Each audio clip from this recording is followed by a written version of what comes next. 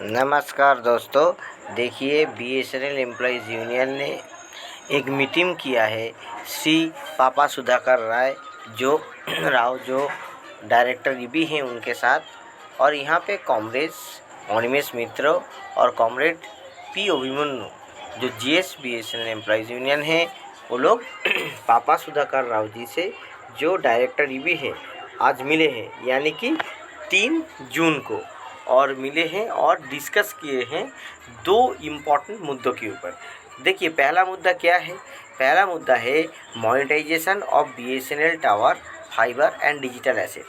तो डायरेक्टर जो CMD BSNL ने 27/5/2025 को एक लेटर पे उन्होंने बताया कि बीएसएनएल को एग्रेसिवली मोनेटाइजेशन करना चाहिए उनका टावर, फाइबर और डिजिटल एसेट को।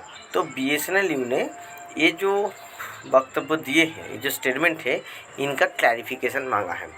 तब डायरेक्टर ईबी जो है उन्होंने क्लैरिफाई किया है कि मोनेटाइजेशन सिर्फ और सिर्फ ज़्यादा रेवेन्यू इनकम करने का जरिया है, जहाँ पे टावर को, फाइबर को और डिजिटल जो एसेट है उनको भाड़ा पे यानी कि रेंट पे दिया जाने के लिए है। और इससे क्या होगा ना, पिछले फाइनेंशियल जो ईयर है, जो वित्तीय वर्ष है, उस वित्तीय वर्ष 2024-25 में बीएसएनएल ने 100 करोड़ रुपया यहाँ पे मोनेटाइजेशन से अर्न किया है।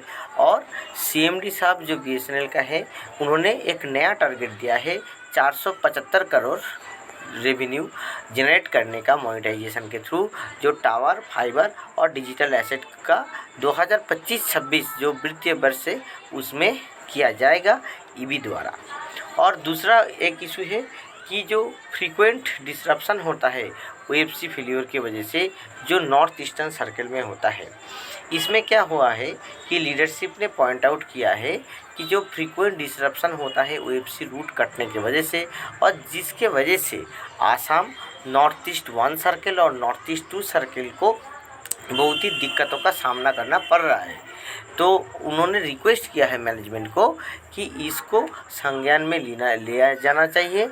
और डायरेक्टर ईबी इस बारे में टिप्पणी किए हैं कि already 50,000 kilometre length optical fibre का क्या हुआ है कि रेंटेड आउट हुआ है पीजीसीआईएल के साथ, जो पावर ग्रिड कॉरपोरेशन इंडिया है, उनके साथ, कि बीएसएनएल का जैसे कि ओएफसी रूट कटने की वजह से डिसरप्शन ना हो।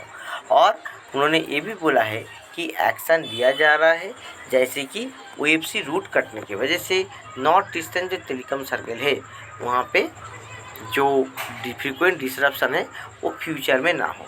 तो देखिए, बीएसएनएल एम्प्लॉयज़ यूनियन ने ओएफसी रूट कटिंग और मोनेटाइजेशन के बारे में क्लैरिफिकेशन मांगा था और डायरेक्टर ईबी से मिला है।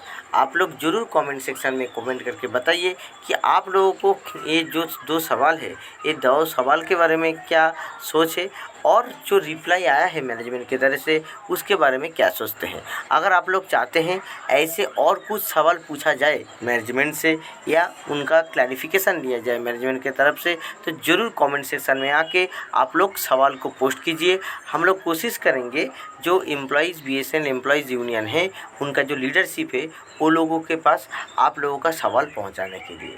बस इस बारे में इतना ही। नमस्कार।